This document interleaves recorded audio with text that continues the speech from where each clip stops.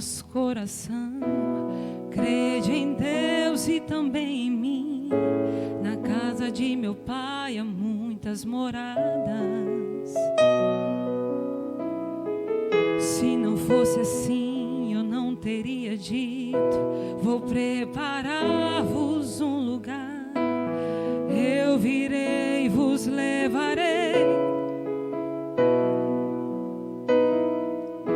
Vós conheceis o caminho para onde eu vou. Eu sou o caminho, a verdade, a vida. Ninguém vem ao Pai a não ser por mim. Em verdade eu vos digo, porque eu vou para o Pai. Mas aquele que crê em mim, obras maiores fará.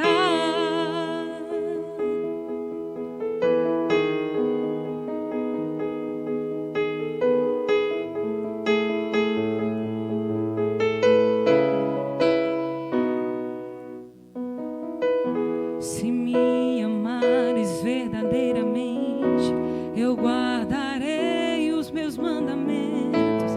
Eu rogarei ao Pai e Ele vos dará o Consolador, o Espírito da verdade, que o mundo não pode perceber, mas Ele habita em nós e estará em vós para sempre. Aquele que tem os meus mandamentos os guarda. Esse é o que me ama. E se alguém me amar, será amado do meu Pai. Eu também o amarei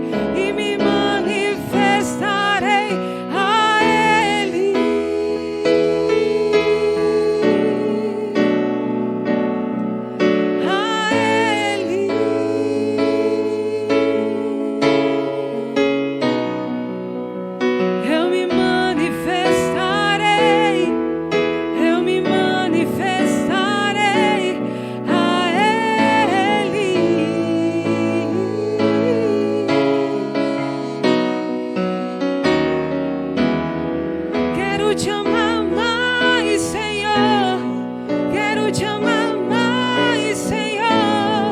Quero te amar muito mais. Quero te amar mais, Senhor. Quero te amar mais, Senhor. Quero te amar muito mais.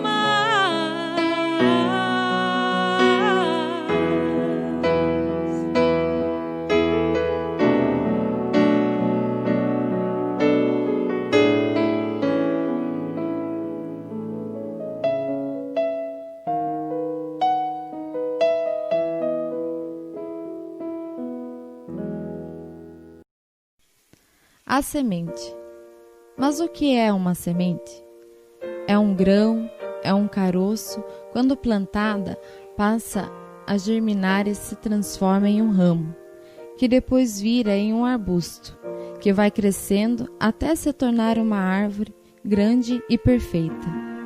Quando vemos sua transformação, podemos saber que ela veio por meio de uma semente que cresceu. É algo lindo de Deus.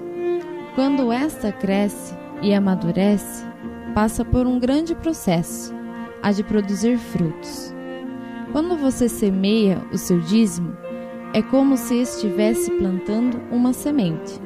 Quando cresce, passa a dar frutos. Como é belo, como é maravilhoso ver esta planta dando frutos, e dando a todos sem escolher ninguém. Como é bela a doação da árvore, que foi semente e que agora, depois de florir, distribuiu gratuitamente a todos os seus frutos. Assim devemos ser nós, ser sementes, crescermos, frutificarmos, fazer brotar em nossos corações o gesto da doação, do doar-se ao próximo. Mais ainda, devolver a quem muito nos dá uma parte do que recebemos. É tão simples, tão majestoso, tão fraterno, abrir o coração, estender a mão, fazer a doação e se sentir feliz por devolver uma parte do muito que temos, das graças que Ele, o Criador, nos dá de graça. Ser dizimista é ser semente, é crescer, dar flores, dar frutos, agradecer e retribuir, e se sentir grato e feliz por poder partilhar, por ter com quem dividir.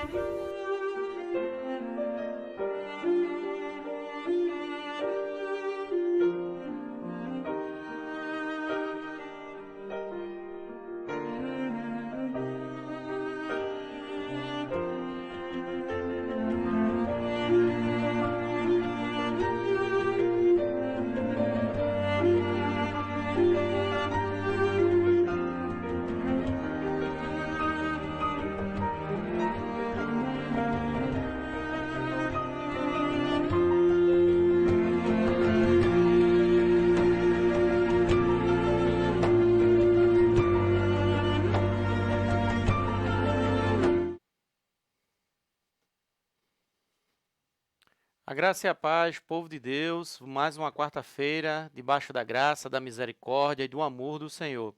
Ainda estamos em isolamento social, mas isso não nos impede de meditar na palavra do Altíssimo. E eu gostaria de pedir a você que hoje abra sua Bíblia no livro de Malaquias, capítulo 2, do versículo 17 até o capítulo 3, versículo 5.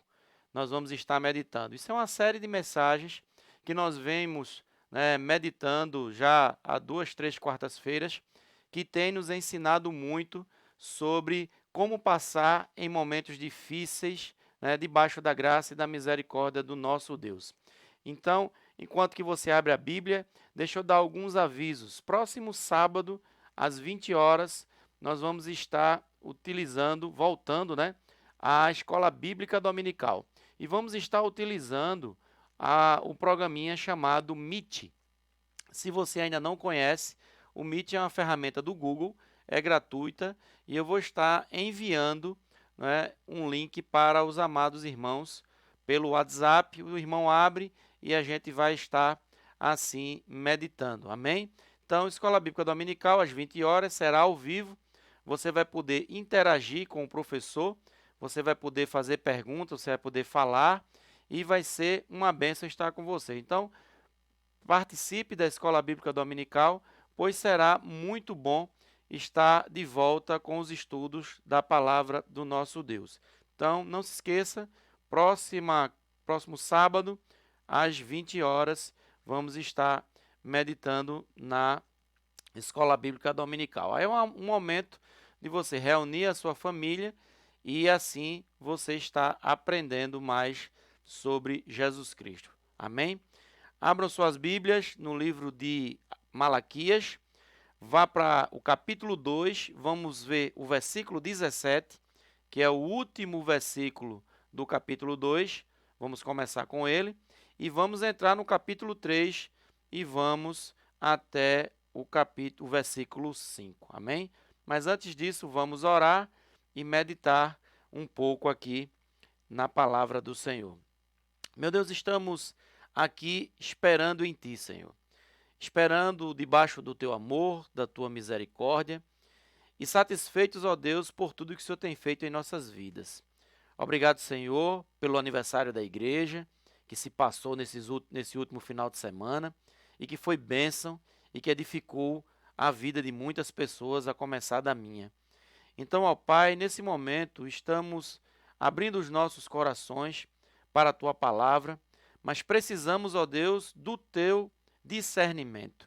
Precisamos, ó Pai, que o Senhor nos esclareça, que o Senhor vá em cada vida, em cada coração que está nos ouvindo agora e possa abrir as suas mentes para a Tua palavra, pois sabemos que ela é o único e verdadeiro caminho.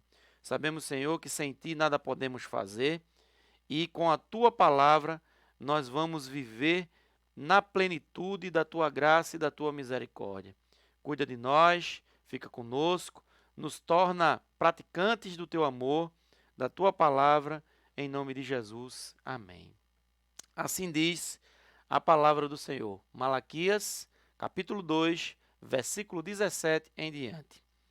Enfadais o Senhor com vossas palavras, e ainda dizeis, em que nos enfadamos? Nisto que pensais, qualquer que faz o mal passa por bom aos olhos do Senhor, e desses é que ele se agrada. Ou onde está o Deus do juízo? Eis que eu envio o meu mensageiro, que preparará o caminho diante de mim. De repente virá ao seu templo o Senhor, a quem vós buscais, o anjo da aliança, a quem vós desejais. Eis que ele vem, diz o Senhor dos Exércitos. Mas quem poderá suportar o dia da sua vinda? E quem poderá subsistir quando ele aparecer? Porque ele é como o fogo do ourives e como a potassa do lavadeiro. Assentar-se-á como derretedor e purificador de prata. Purificará os filhos de Levi e os refinará como ouro e como prata, e eles trarão ao Senhor justas ofertas.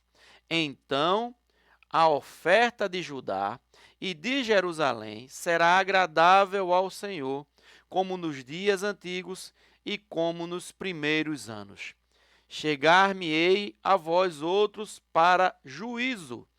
Serei testemunha veloz contra os feiticeiros e contra os adúlteros e contra os que juram falsamente e contra os que defraudam o salário do jornaleiro e oprime a viúva e o órfão e tossem o direito do estrangeiro e não me temem, diz o Senhor dos Exércitos. Amém? Uma palavra que nós vamos explicar aqui para os irmãos, para que nós venhamos a entender por que muitas vezes as pessoas reclamam, as pessoas julgam, mas as pessoas não estão nem em condição de reclamar, nem em condição de julgar. De julgar, nunca nós vamos estar em condição, porque nós não devemos julgar para não ser julgado. Então temos que ter um cuidado muito grande para não julgar, pois Muitas vezes nós não estamos dentro da pessoa, nós não sabemos em que situação aquela pessoa está vivendo, para nós tomarmos alguma conclusão sobre aquilo que ela faz de certo ou errado. Só o nosso Deus, como a palavra diz aqui, tem esse direito de julgar. Mas nós somos rápidos em ver alguma situação e já tomarmos algumas conclusões em relação a julgamento. Então, vamos meditar aqui, versículo a versículo, e eu vou relembrar aqui como esse povo aqui estava. Aqui o povo estava doente, aqui o povo estava com fome, e aqui o povo estava vivendo uma situação de guerra.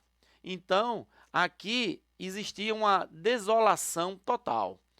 Não era uma situação como nós estamos vivendo. Estamos vivendo uma crise, uma pandemia, uma situação difícil, mas aqui existia uma desolação, uma situação terrível, né? E aí, o que é que aqui o povo estava reclamando? O povo estava reclamando porque exércitos inimigos de povos que não conheciam a Deus tinham invadido Israel e tinham destruído tudo, tinham acabado com tudo, e eles clamaram a Deus e Deus permitiu que esse mal viesse a acontecer. Talvez alguém esteja na mesma situação, reclamando com Deus, perguntando por que o Senhor está permitindo algumas coisas acontecerem nesse momento de pandemia que nós estamos vivendo. Aqui, as pessoas começaram a reclamar, e essa reclamação, ela passou do normal, porque reclamar até um determinado nível é normal, porque nós somos fracos, nós somos falhos, e quando alguma coisa dói, nós reclamamos, nós, acabamos expressando a nossa ira. E aqui não era diferente, só que isso passou dos limites. Passou dos limites ao ponto que as pessoas, o povo de Deus, o povo que conhecia o Deus Todo-Poderoso, começou a dizer que Deus se agradava do mal, que Deus se agradava das pessoas que cometiam coisas erradas. E eu vou ler de novo para os irmãos. Enfadais o Senhor com vossas palavras, e ainda dizeis: em que nos enfadamos? Nisto que pensais. Qualquer que faz o mal passa por bom aos olhos de Deus. Olha só, qualquer que faz o mal, passa por bom aos olhos do Senhor, e desses ele se agrada. Isso é muito sério, irmãos. Isso é muito sério, você dizer que Deus se agrada do mal que está acontecendo na sua vida, onde na grande maioria das vezes você é o culpado desse mal. Você é o culpado desse mal por não ouvir a Deus. Você é o culpado desse mal por guiar a sua casa de acordo com a doutrina de qualquer situação, menos a doutrina bíblica. Você é culpado desse mal, por você não estar no caminho, na presença, na oração do Senhor. Deixa eu explicar melhor. Eu não estou dizendo que você é culpado da pandemia, para que ninguém me entenda mal. Eu estou dizendo que o mal que há em nós trazem destruição para a nossa vida. Não é à toa que a Bíblia diz: do que se queixa o homem, senão dos seus próprios pecados. Não ora, não discerne, não espera com paciência no Senhor e sofre. Vocês sabem que nós temos vários exemplos de pessoas que estavam no caminho do Senhor e por algum motivo resolveram seguir outro caminho e trouxeram destruição para sua família, trouxeram destruição para sua casa, trouxeram destruição para seus filhos. E aqui o povo estava reclamando ao ponto de dizer que Deus se agradava do mal, onde Deus estava deixando eles vivenciarem as suas escolhas, adoraram deuses estranhos, não fizeram as coisas como eram para fazer. A gente viu aqui nos outros estudos que as pessoas não estavam mais dando atenção à palavra do Senhor, as pessoas não estavam mais cumprindo com os sacrifícios que Deus pediu para fazer, as pessoas não estavam tendo mais, né, discernimento em saber que devemos estar na presença de Deus, respeitando Ele, vivendo o que Ele pede para que a gente possa viver. E por conta disso, por se afastar disso, vieram as coisas que eles estavam sofrendo. Será que o que nós estamos sofrendo hoje não é por conta disso? Será que por conta da ganância do mundo? Será por conta de muitas vezes nós não pregarmos o evangelho, muitas pessoas não se convertem, por não se converter, muitas pessoas começam a praticar a maldade aumenta, e assim a iniquidade aumenta, e assim todos nós estamos sofrendo? É uma coisa para nós pensarmos. Devemos, né, como o pastor Fenelon falou domingo passado, devemos pregar o evangelho, devemos sair do comodismo, devemos sair da situação de estar apenas assistindo os cultos e devemos trazer pessoas a conhecerem a Jesus Cristo, devemos impactar, né, a nossa cidade, a nossa região com a palavra do Senhor. E fazendo isso, mais pessoas vão conhecer a Deus e conhecendo a Deus, elas vão entender que muitas vezes o inimigo delas são elas mesmas, pelas suas atitudes, por tudo que tem feito, por não andar na presença do Senhor. E o mais interessante disso tudo é que Deus não está castigando ninguém. Nós mesmos nos castigamos. Capítulo 3, versículo 1, ele diz: Eis que eu envio o meu mensageiro, que preparará o caminho diante de mim. De repente ele virá ao seu templo, o Senhor, a quem vós buscais, o anjo da aliança, a quem vós desejais. Eis que ele vem, diz o Senhor. De quem ele está falando aqui? Aqui era 400 anos antes de Cristo. De quem ele está falando aqui? De Jesus. Ele está dizendo que vai enviar Jesus Cristo para que as pessoas possam caminhar com ele, ouvir a palavra dele, saber dos planos de Deus para a humanidade e ter um alvo que chama-se Jesus Cristo. Trazer a prática cristã, né, para dentro da nossa vida, para dentro da nossa família, o Cristo habitar em nós, mas tem um detalhe. No versículo 2, ele diz aqui uma coisa interessantíssima, que as pessoas às vezes chamam isso para a sua vida, mas não sabem a responsabilidade que tem.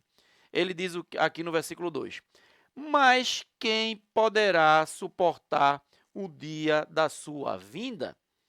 E quem poderá subsistir quando ele aparecer? Porque ele é como o fogo do ourives e como a potassa dos lavadeiros. Vou explicar para os irmãos. Muitas vezes, eu e você já vimos e ouvimos pessoas dizerem assim: volta logo, Jesus. Não é assim? Acaba logo com isso, Jesus. Volta logo, Senhor, porque o Senhor não volta logo? Irmãos, temos que ter muito cuidado ao pedir a volta de Cristo, porque quando Cristo voltar, a casa caiu. Cristo não vai voltar, né, para alguém ter tempo ainda de misericórdia, não. Cristo vai voltar para julgamento. Vou chegar lá daqui a pouco. Ele diz aqui, olha, mas quem poderá suportar? Aí, às vezes, as pessoas estão dizendo volta a Jesus com a vida toda escura. Tem muitas coisas para resolver em sua vida, mas chamando Jesus para Jesus voltar. E quando Jesus voltar, aquele que for achado, né, sem estar no padrão, né, cristão de ser, vai ser lançado no fogo do inferno. Então, temos que ter cuidado com isso e temos que, a cada dia, não é, nos purificarmos mais, a cada dia estarmos mais perto do Senhor, através da leitura da sua palavra, através dos hinos, através da comunhão, através do serviço cristão, que é a representação de Cristo na sociedade que vivemos, porque ele diz aqui: quem poderá subsistir quando ele aparecer, porque ele é como fogo do ourives. Deixa eu explicar aqui que referência ele está falando aqui como fogo do ourives. Vocês já prestaram atenção como é que o ouro ele é purificado? Quando nós vemos o ouro, né, nós pensamos, né, que ele sai da terra daquele jeito, né, mas não sai não. Muitas vezes ele sai da terra tão preto, tão sujo, de tudo que é metal, de tudo que é matéria-prima ali da terra, que ele precisa ser purificado. E como é que o ouro é purificado? Fogo. Se coloca o ouro em uma fornalha com uma temperatura que só de você chegar perto você pode morrer, e o ouro ele leva um fogo muito grande, uma pressão, e ele não se consome. Quem se consome são as impurezas. As impurezas que estão ali agarradas no ouro, ela se consome, mas o ouro permanece puro. Quando ele está falando aqui que ele é como fogo do ourives, as tribulações que vêm em nossa vida, mesmo não sendo nós que provocamos algumas, mas algumas são, elas servem para que a gente saia delas melhor. Dessa pandemia você não pode sair da mesma forma que você entrou nela. No mínimo, você tem que sair dela com mais conhecimento bíblico, com mais respeito ao Senhor, com mais serviço à casa do nosso Deus, ao invés de estar dizendo, eu trabalho muito, eu sou muito ocupado e eu não tenho tempo de trabalhar para Jesus Cristo. Eu não tenho tempo de trabalhar para o Senhor. O fogo aqui, a pressão, os momentos difíceis, os momentos angustiantes, fazem com que relacionamentos e experiências com Deus venham a enriquecer a minha vida e a sua. E enriquecendo a minha vida e a sua, nós saímos de pandemias, de problemas, de desemprego, de doença, de dificuldades familiares, de dificuldade no casamento. Qualquer tipo de dificuldade é o fogo, né? É a pressão, é a tribulação, mas fazem com que nós vamos estar bem melhor. Então, em nome de Jesus, em nome do Senhor Jesus, que você entenda que esse fogo, né, e como ele diz, ele é como o fogo do ourives e como a potassa do lavadeiro. A potassa do lavadeiro era um produto utilizado para lavar a roupa. Era o omo da época, a água sanitária da época. Era o material utilizado para lavar, para purificar. Amados, isso é muito interessante porque muitas vezes pessoas caem nas mesmas tribulações a vida inteira. Eu devo estar falando para pessoas aqui que sabem, que conhecem pessoas que vivem caindo nos mesmos problemas. Se o problema é financeiro, vive caindo no mesmo problema financeiro há 20 anos, não aprendem. Se o problema é casamento, já vão no 4º, 5º, 6º casamento, mas não aprendem. Se o problema é educação de filhos, continuam educando filhos erradamente, não aprendem. E as tribulações, os problemas são oportunidades, já dizia o pastor Demétrios. O pastor Demétrios um dia foi pregar lá em nossa igreja e disse, olha, crise, problema, dificuldade, ela expõe o que está errado para que seja corrigido. Então, cada crise no casamento é uma oportunidade de melhora. Cada crise na sua vida profissional é uma oportunidade de melhora. Talvez você estava num emprego há 20 anos, perdeu o seu emprego e descobriu que você precisava ter feito um curso de atualização, precisava ter feito uma faculdade, precisava ter se aperfeiçoado mais, porque agora você trabalhava num lugar há 20 anos, mas aquela porta se fechou e você não tem condições de arrumar outro emprego por conta de estar desatualizado.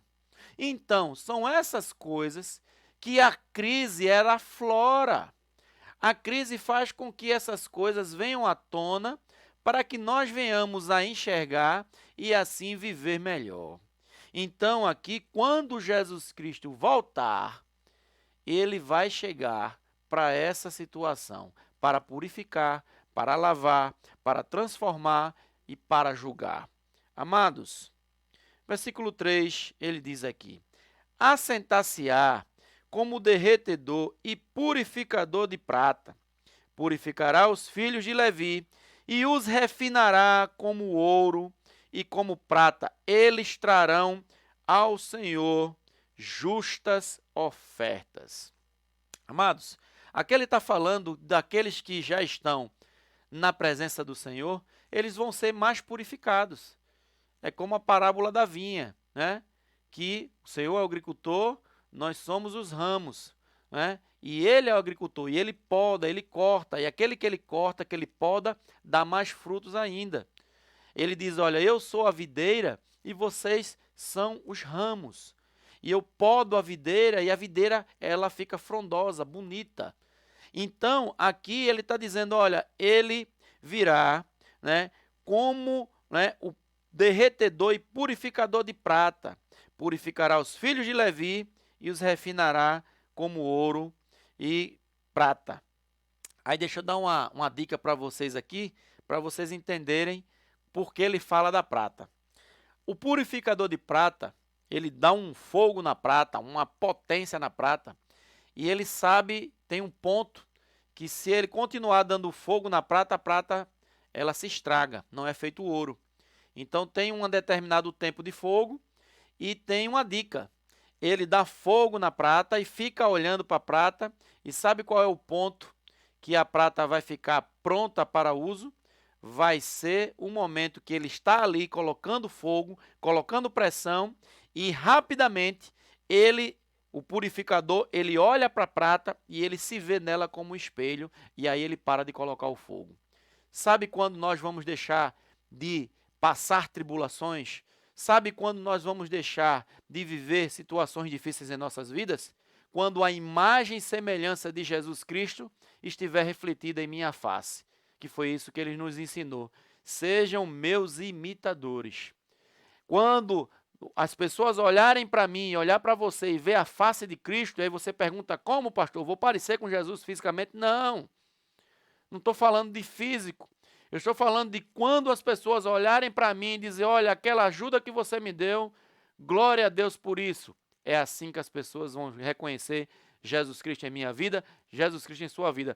Quando Jesus Cristo aparecer em mim, de acordo com as ações que nunca sem Ele eu ia poder ter, porque sem Jesus Cristo eu não posso fazer nada. A gente tem feito muitas ações e às vezes as pessoas, né, associam essas ações à igreja. A igreja tem sido um vaso, uma forma de fazer isso, mas quem tem feito essas ações é Jesus. Jesus tem tocado em seu coração, você tem colocado a oferta lá na igreja. Essa oferta tem se transformado em alimento, essa oferta tem se transformado em remédio, essa oferta tem abençoado pessoas. A igreja tem levado o evangelho, a igreja sustenta missionários, a igreja, mas tudo isso porque Jesus Cristo é o autor e consumador da nossa fé. Meus amados, quando a imagem e semelhança de Jesus Cristo aparecer em você, de acordo com as ações que Cristo pediu para você fazer, as coisas vão mudar em sua vida. Capítulo 4. Então, a oferta de Judá e de Jerusalém será agradável ao Senhor, como nos dias antigos e como nos primeiros anos. O que é que ele diz aqui? Olha, quando passar por essa purificação, quando passar por essa tribulação, as suas ofertas serão recebidas. Que ofertas são essas? Você está pensando que é dinheiro? Não, irmãos. Suas ações, suas orações serão recebidas, lá com o nosso Deus lá no céu, porque você foi purificado, seu coração, a sua forma de fazer as coisas, o motivo pelo qual você tem feito as coisas. Porque vocês sabem que tem muitos que fazem as coisas para aparecer. Muitos são religiosos, corra da religião. Muitos querem aparecer. Muitos não querem sujar as mãos. Muitos não querem colocar a mão na lama. Não é? Muitos não querem se sujar, querem aparecer. Querem ter o peito estufado e dizer assim, como eu sou santo, como eu sou. Mas não é isso que eu estou falando, não. Eu estou falando que a oferta, né? Aquilo que eu sou, aquilo que Deus olha para dentro de mim, aquilo que Deus olha e diz, ali sim, né? Olhar para vocês e dizer, ali sim, ali é um homem íntegro, reto, temente a Deus e que se desvia do mal. Amados, aqui no versículo 5, eu já estou terminando, ele diz, chegar-me-eis a vós outros para juízo. Olha, vou ler de novo. Chegarei para vós outros para juízo, para julgar, né? E aí ele diz, eu serei testemunha veloz contra os feiticeiros, contra os adúlteros, contra os que juram falsamente e contra os que defraudam o salário do jornaleiro e oprimem a viúva, o órfão e torcem o direito do estrangeiro e não me temem, diz o Senhor dos Exércitos. Eu encerro essa palavra explicando cada palavra dessa aqui que ele diz que vai julgar. Ele está dizendo, olha, você que está adulterando, traindo a sua esposa, eu vou ser testemunha disso. Eu vou olhar nos seus olhos e vou dizer, você passou a vida inteira fazendo isso. Depois ele diz, olha, aquele que defrauda o salário do jornaleiro, ele fala aqui do jornaleiro, na época, essa função aqui ganhava um salário muito, era o menor salário que tinha. E aí, o que é que acontecia? Tinham pessoas que ainda defraudavam. As pessoas não pagavam, contratavam essa pessoa para fazer alguma coisa e não pagavam o que era para pagar, né? Aquelas pessoas que, tendo condição de pagar algo justo a alguém, não paga, né? Humilha, né? Escraviza, né? Por conta da pessoa ser muito humilde. Depois ele diz aqui, né? O que oprimem a viúva. O que é oprimir uma viúva? Aqui o contexto da viúva naquele contexto as mulheres elas não tinham pensão alimentícia, né? Se morresse o marido, ela estava fadada a mendigar. E ainda eu vou mais além. Em muitos contextos aqui, quando o marido morria, a mulher tinha que se prostituir para sobreviver. Principalmente quando ela não tinha filhos homens. Era uma situação muito difícil. Então, você podendo ajudar uma pessoa como essa e você não ajudar, né? Você se eximir disso, né? Você não ser justo nisso.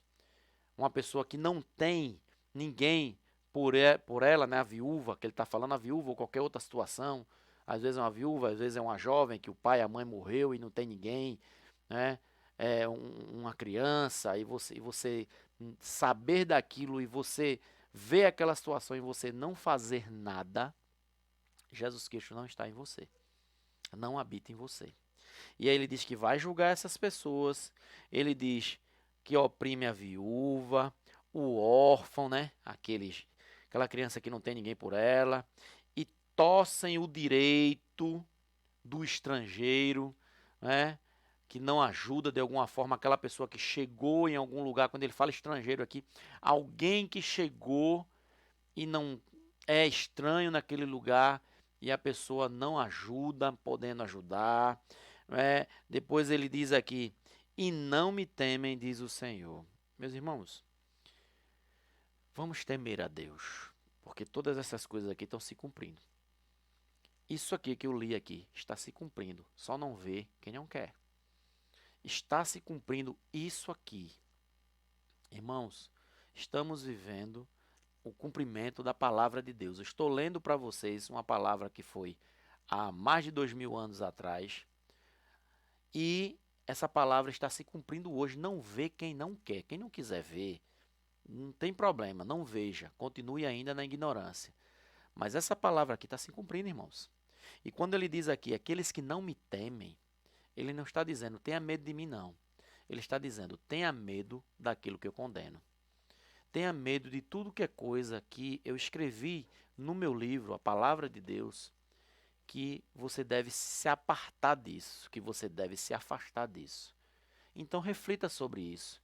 Semana que vem nós vamos falar sobre um assunto bem interessante e vamos encerrar, sobre a questão do dinheiro na igreja, do dízimo, da oferta. Nós vamos falar sobre isso, que está aqui no livro, que eu vou ler para vocês, é Bíblia pura. Então, que Deus te abençoe, te cubra de graça, de misericórdia, de amor, e que você possa estar firme e inabalável na presença do Altíssimo. Lembrando que próximo sábado, 20 horas, temos a nossa escola bíblica dominical. E aí eu peço a você que se esforce. Vamos utilizar um aplicativo chamado Meet. Eu vou estar enviando o link para os irmãos e vamos poder estar interagindo ao vivo, conversando, batendo papo e meditando na palavra do Senhor. Essa semana eu já vou estar publicando o livro, o capítulo que a gente vai estar estudando, para você já dar uma estudada, o assunto já para você ir dando uma meditada. E temos um grupo, né, Escola Bíblica Dominical Online. Se você quiser participar da Escola Bíblica Dominical, você se inscreva nesse grupo, me mande um zap para que eu possa colocar você e nesse grupo a gente vai estar se comunicando. Amém? Deus te abençoe, cubra de graça, de misericórdia. Oremos nesse momento. Deus e Pai Todo-Poderoso, Criador do céu e da terra, obrigado pela Tua palavra. Sabemos que ela é Tua, vindo do mais alto céu. Mas, ó Deus, que essa palavra entre em cada coração, em cada vida, e assim gere reflexão na vida de todas as pessoas que estão ouvindo e na minha vida também, Senhor. Que possamos estar mais perto de Ti, pois, ó Pai, sabemos que o Senhor tem o melhor caminho para que possamos seguir. Nos ajuda, tenha misericórdia de nós, em nome de Jesus. Amém. Deus te abençoe. Fique na paz.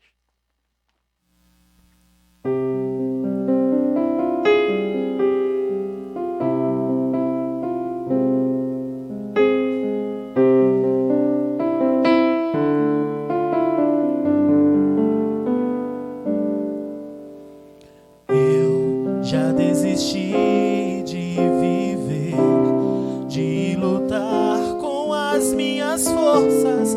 Tu és quem vive em mim.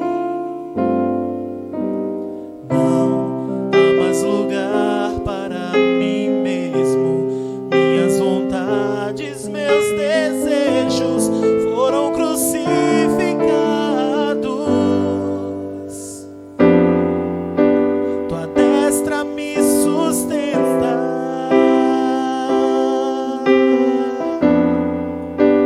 Tu és a minha provisão. Em tua sombra eu descanso. Só pra ouvir tua voz. Então fala, Deus.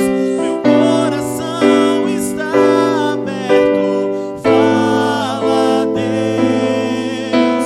Preciso muito ouvir a tua voz.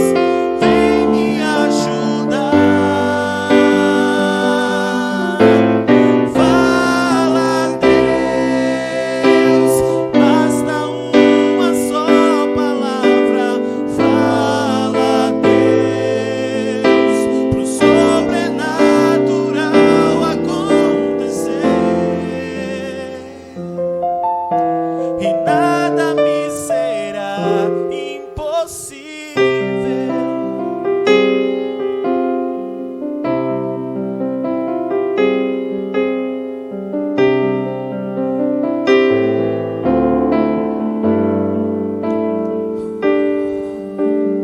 Eu já desisti de viver, de lutar com as minhas forças. Tu és quem vive em mim. Não há mais lugar para mim mesmo. Minhas vontades, meus desejos foram crucificados.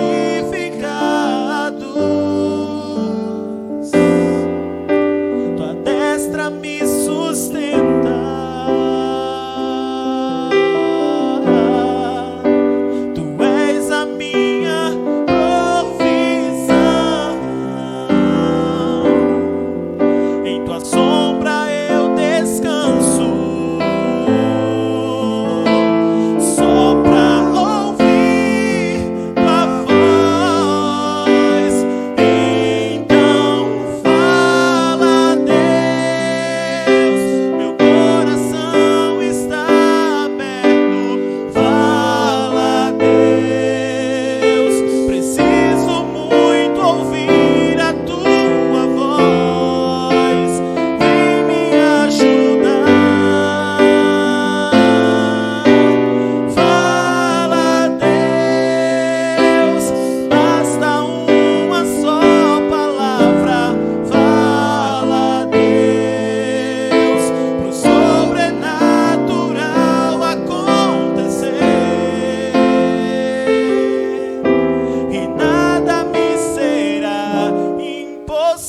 vivo.